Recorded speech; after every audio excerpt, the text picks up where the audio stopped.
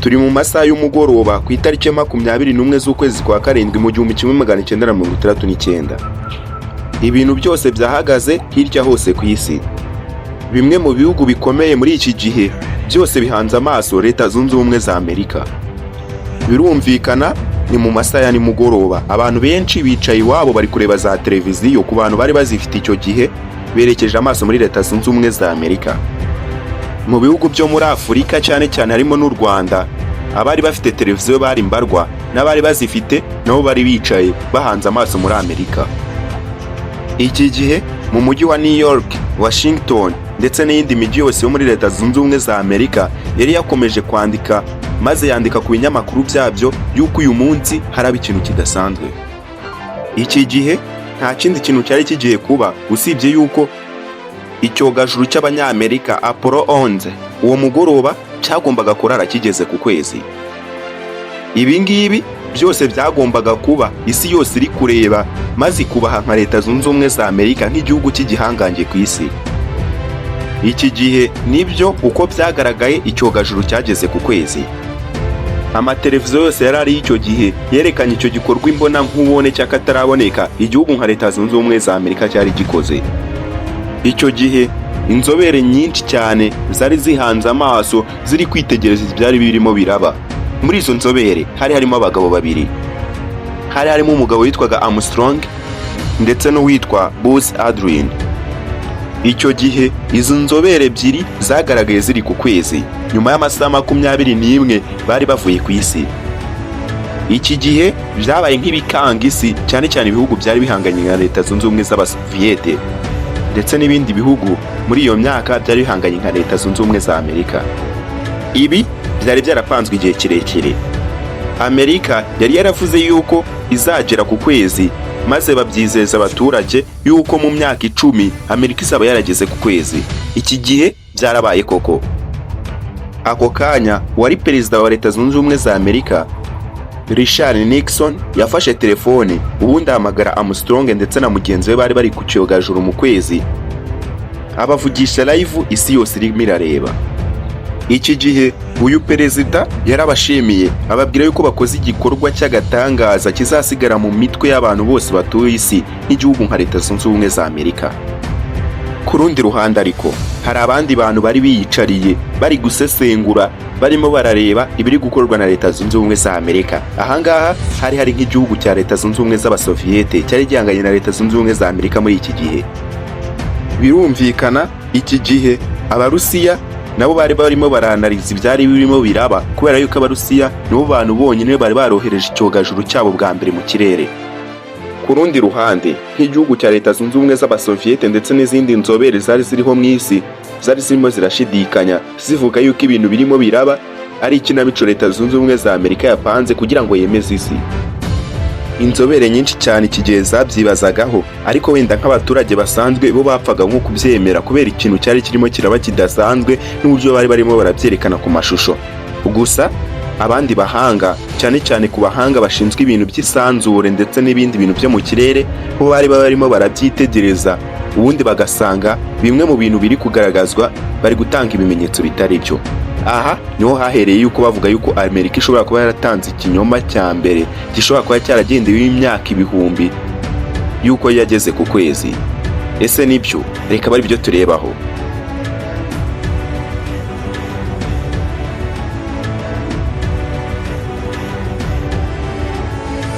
Hari bamwe mu bantu b'abahanga batajya bemera yuko Leta Zunze Ubumwe za Amerika bageze ku kwezi. Bamwe mu bantu batabyemera harimo umugabo witwa Bill Kaysing. Uyu Bill Kaysing ni Umunyamerika, akaba umwe mu bantu bakoze muri ibi bintu by'ubushakashatsi bwo kugera ku kwezi ndetse n'ibindi bintu bigendanye na universe cyangwa se isanzure. Bill Kaysing yanditse igitabo kigira kiti We Never Went to the Moon.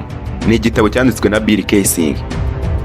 Iki gitabo tugerageje gusobanura uyu mutwe biravuga ngo ntago twigeze tujya ku kwezi. Bill Kaysing nk'umwe mu Banyamerika bari bashinzwe ibintu by'ubushakashatsi bwo kugera mu kirere, dore uko yavuze. Ubundi iki gitabo cya Kaysing kitarasohoka, abantu benshi cyane bizeraga yuko Amerika yagiye ku kwezi. Nibyo iyo bazaga umuntu ati ese wemera yuko Amerika yagiye ku kwezi, yahitaga akubwira yuko Amerika yagiye ku kwezi. wamubaza ate se kubera iki wemera yuko Amerika yagiye ku kwezi, akakubwira ate se igihugu nka Leta Zunze Ubumwe za Amerika cyabeshye abaturage kugira ngo biyunguke iki? Nyuma y'ibyo ngibyo Kaysing yasohoye igitabo. Amaze gusohora igitabo, abantu benshi cyane baguye mu kantu, bahita bumva yuko bimwe mu bintu bizera yuko Amerika ishobora kuba yaragiye ku kwezi ashobora kuba ari ikinamico igihugu cya Leta Zunze Ubumwe za Amerika cyakinnye. Ibyo ni biri mu gitabo cya Kaysing. Munyemerere dutangire tuvuge kuri iki gitabo. Igitabo cyitwa We Never Went to the Moon, Kaysing yanditse, kigaragaza yuko Leta Zunze Ubumwe za Amerika zitigeze zigera ku kwezi, kubera yuko mu mwaka w'1969 igihugu nka Leta Zunze Ubumwe za Amerika ntabwo cyari gifite ubushobozi bwo kujya ku kwezi. Ikibigaragaza ko nuko kuva ku mwaka w'1969 kugeza uyu mwaka w'2025 nta gitekerezo cyo gusubira ku kwezi bari bagira. Kandi bita byumvikana kuko mu mwaka w'1969 ntabwo bari bafite tekinoloji ihambaye nk'iyo bafite uyu munsi. Uyu munsi byakaboroheye kujya ku kwezi kuruta uko bagiye mu mwaka w'1969. Ariko Leta Zunze Ubumwe za Amerika ntabwo zari zasubirayo. Urundi rugero rugaragaza yuko Leta Zunze Ubumwe za Amerika zitigeze zigera ku kwezi. Kaysing agaragaza yuko icyogajuru Apollo 11 cyagarukaga ku isi cyerekeje mu isanzure kigiye ku kwezi. Igihe cyageraga ku kwezi cyakoresheje imbaraga nyinshi cyane kugira ngo giparike. Neil Armstrong, umwe mu bantu bagiye muri iki gihe bakajya muri iki cyogajuru cyagiye ku kwezi nk'uko nabibabwiye yuko yari Neil Armstrong na mugenzi we, yabwiye itangazamakuru yuko byabagoye kugiparika kubera ingufu ndetse n'ivumbi n'umuyaga byari biri ku kwezi, ngo ni bimwe mu bintu byabagoye kugira ngo baparike iki cyogajuru cyabo ku kwezi.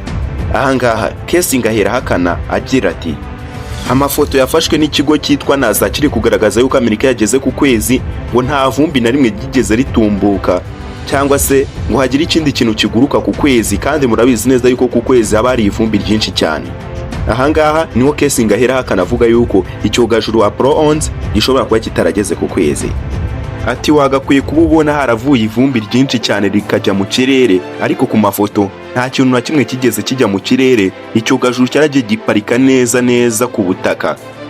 Kaysing avuga yuko ubw'icyogajuru Apollo 11 cyagwaga ku kwezi hari ibintu by'ibyuma byari bigishinzemo ngo nibyo byagombaga kugenda ubundi bigashinga muri uwo mukungugu, ariko ku mafoto ngo ntago ariko biri. Amafoto agaragaza icyogajuru Apollo 11 cyaguye ku kwezi cyashinze ibintu by'ibyuma nk'ahantu ku rutare. Ikindi kintu cyatumye abantu benshi bahera bavuga yuko Amerika ishobora kuba itarageze ku kwezi nuko izi nzobere ebyiri, Armstrong na mugenzi we, amafoto bari ku kwezi abagaragaza basa umweru. Aya mafoto abagaragaza basa umweru bari mu gicucucucu cy'icyogajuru Apollo 11. Kubera yuko bari bahagaze mu gicucucucu cy'iki cyogajuru cya Apollo 11, amafoto yabo yagakwiye kuba yaraje yijimye, ariko bo bazaga basa umweru nk'uko imyambaro bari bambaye yasaga. Ikindi kintu gitangaje buri muntu wese akwiye kumva nuko mu mafoto yafashwe icyo gihe nta nyenyeri n'imwe igaragaramo. Birumvikana iyo umuntu ari ku isi abona inyenyeri mu kirere ziri kure, byari koroha nk'umuntu wari uri ku kwezi hakagaragara inyenyeri kurusha uko tuzibona turi hano ku isi. Ariko mu mafoto yagaragaye Armstrong ari ku kwezi nta nyenyeri n'imwe yigeze igaragaramo. Ikirere kiragaragara ndetse kirijimye, ariko ntushobora kubona inyenyeri muri icyo kirere. Ibi ngibi nibyo Kaysing ahera hakanavuga yuko Leta Zunze Ubumwe za Amerika zakinnye ikinamico yo kujya ku kwezi.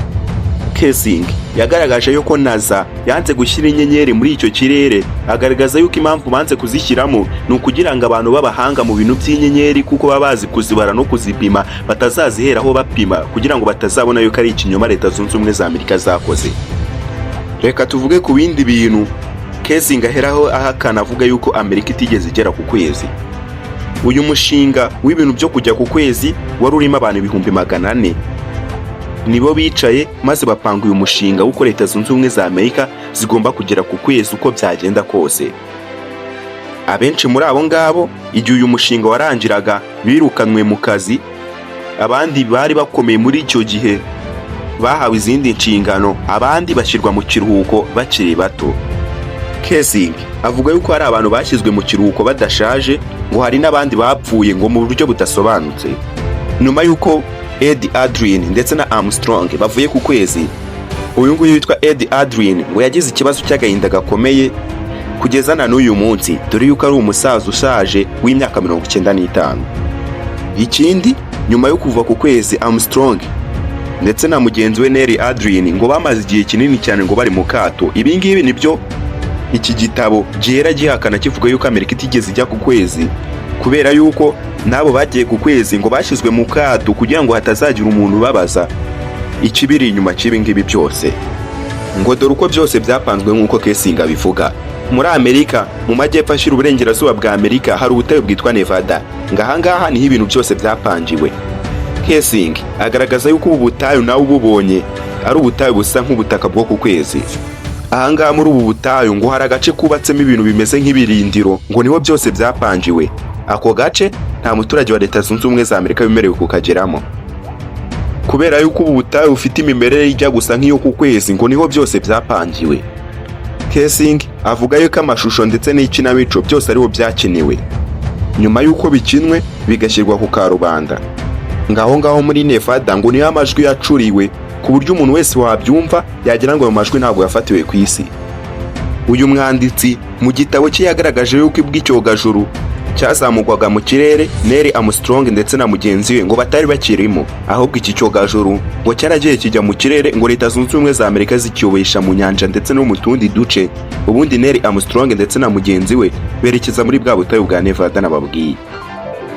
Iki gihe amashusho yose yafatiwe muri ubu butayu. Wibuke, ibi ngibi nibyo Kaysing avuga ndetse n'abavuga ibintu kimwe nkawe. Gusa Leta Zunze Ubumwe za Amerika zo zivuga yuko ibi ngibi byabaye byose ari ukuri. Naho igitabo cyitwa We Never Went to the Moon cya Kaysing cyo kikagaragaza ibimenyetso byose tubabwiye. Nahangaha dusoreje ikiganiro cyacu cy'uyu munsi. Nje nitwa Dive Korante, ndabashimiye.